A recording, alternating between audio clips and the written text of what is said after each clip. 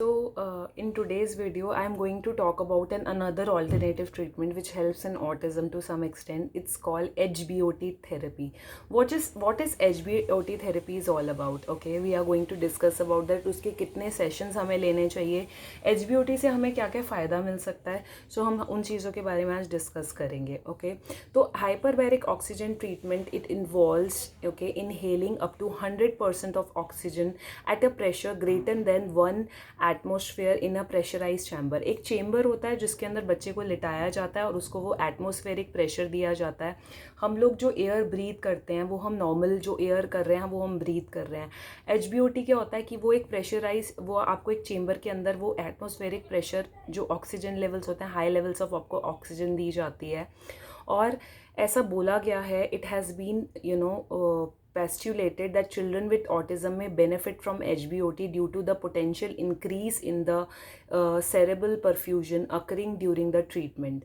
In fact, inhaling oxygen above atmospheric pressure could cause an increase in the arterial partial pressure of oxygen, leading to the increased supply of oxygen in the brain. ऐसा बोला गया है कि जैसे जब एक बच्चा पैदा होता है, बहुत सारे रीजंस हैं ऑटिज़म के. अभी तक कोई रीज़न रिपोर्ट नहीं हुआ है कि इसी की वजह से ऑटिज़म कॉज होता है. कोई पेरेंट्स बोलते हैं कि हमारा बच्चा बर्थ के समय पे रोया नहीं था क्योंकि उसके जो माइंड में ऑक्सीजन जो प्रेशर होता है जो लेवल होता है वो वहाँ तक पहुँचा ही नहीं, तो इसलिए ब्रेन डैमेज हो गया. कई जो मदर्स होती हैं उनका जो प्रेगनेंसी पीरियड होता है वो बहुत ज़्यादा टॉक्सिक होता है, वो बहुत ज़्यादा पेनफुल होता है, स्ट्रेसफुल होता है, तो उसकी वजह से भी कई रिसर्च पेपर्स बोलते हैं कि इस वजह से भी ऑटिज़म हो सकता है, इन्वायरमेंटल फैक्टर्स की वजह से बेसिकली. कई बोलते हैं कि हैवी मेटल टॉक्सिसिटी की वजह से होता है, ज़्यादा शुगर लेने की वजह से भी ऑटिज़म होता है, या मदर अगर किसी प्रॉब्लम से सफ़र कर रही हो तो उसकी वजह से भी ऑटिज़म, तो आपने कोई गलत दवाई ले ली उसकी वजह से भी ऑटिज़म होता है. तो काफ़ी सारी रिसर्च है. और कुछ पेरेंट्स ने तो मुझे इतना भी बताया है कि लाइक उन्होंने अपने बच्चे को ब्रेस्ट फीड नहीं करवाया, because breast feeding is really really important. Okay, जब आपका बच्चा ब्रेस्ट फीड करता है तो उसको बहुत सारे वाइटामिन्स और बहुत सारी न्यूट्रिएंट्स मिलते हैं जो उसके ब्रेन को ग्रो करने में हेल्प करता है. एक सैलिक एसिड होता है तो वो बहुत ज़्यादा इम्प्रूव करता है आपके ब्रेन को, कंसंट्रेशन को, मेमोरी फंक्शनिंग को, तो वो बहुत ज़्यादा एक इम्पॉर्टेंट रोल होता है. तो बहुत सारी चीज़ें हैं, बहुत सारी मिक्स स्टडीज़ हैं. कोई बोलता है कि वैक्सीनेशन की वजह से हो गया, कोई बोलता है कि बच्चे ने स्क्रीन टाइम ज़्यादा यूज़ किया, टीवी ज़्यादा देखा तो उसकी वजह से उसको ऑटिज़म हो गया. तो there are mixed reviews. Okay, तो बट यही है कि अगर हम HBOT थेरेपी लेते हैं तो हमको वो जो ऑक्सीजन डिप्राइवेशन होता है, अगर किसी को, क्योंकि कुछ ना कुछ हमारे ब्रेन में डैमेज है तभी ऑटिज़म है. इट्स नॉट लाइक कि ये खाली एक बिहेवियर प्रॉब्लम है. It's not just a behaviour problem, it's a damage in the brain. Okay, we need to understand. अगर हम ये सोचेंगे कि हम ऊपर ऊपर से इसको जस्ट ठीक कर देंगे तो इट कांट हैपन. ओके, तो हमको अंदर से भी इस पर वर्क करना पड़ेगा. थेरेपीज़ क्या होती है, वो ब्रेन को ट्रेन कर रही हैं. और जो आपका ये है ट्रीटमेंट्स हैं, जो अलग अलग ट्रीटमेंट्स बने हैं वो हमारे ब्रेन को अंदर से हील कर रहे हैं, तो सारी चीज़ें वाइस वर्सा जाती हैं. ओके, सो और HBOT सेशन क्या है, कितने रिकमेंडेड होते हैं, कितने हमें चाहिए ही चाहिए होते हैं. तो मिनिमम जो मैंने पढ़ा है कि मिनिमम 40 सेशंस हमें रिक्वायर्ड होते हैं. बहुत सारे पेरेंट्स आजकल चेम्बर्स घर पे भी रख रहे हैं, एक वो डॉक्टर के सुपरविजन के अंडर उनको थेरेपीज़ देते हैं.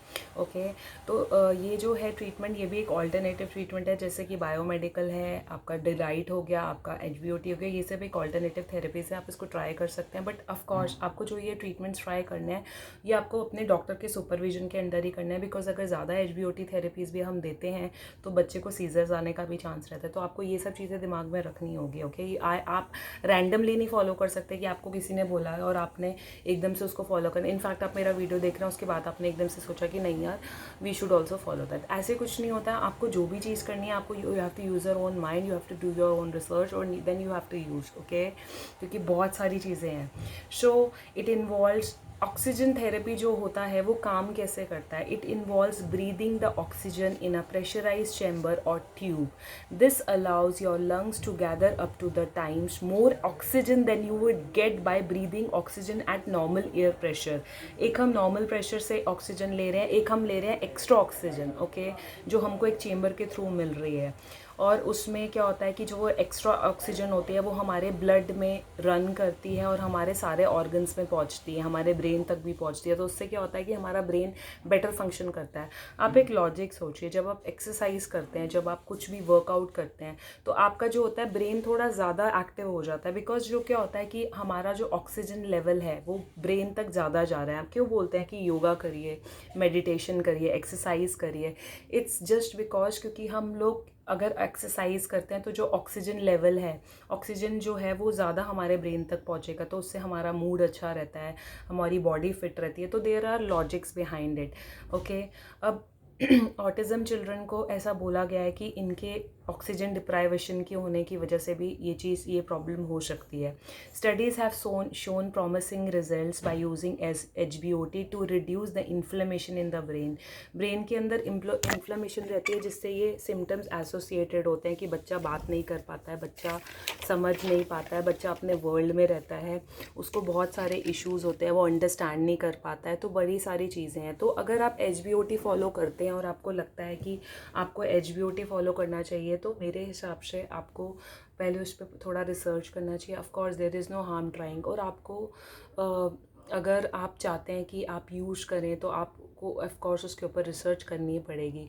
और अगर आपको मेरा ये वीडियो हेल्पफुल लगता है और आपको लगता है कि आपको इस वीडियो को शेयर करना चाहिए, तो आप मेरे वीडियो को लाइक करिए, सब्सक्राइब करिए, मेरे चैनल को शेयर करिए, मेरे साथ कनेक्ट होइए। मेरे मेरे व्हाट्सअप ग्रुप्स हैं, तो आपको वहाँ पे बहुत सारे पेरेंट्स के साथ इंटरेक्शन करने को मिलेगा, तो it will be a great help. Okay, तो डोंट लूज़ होप, ठीक है?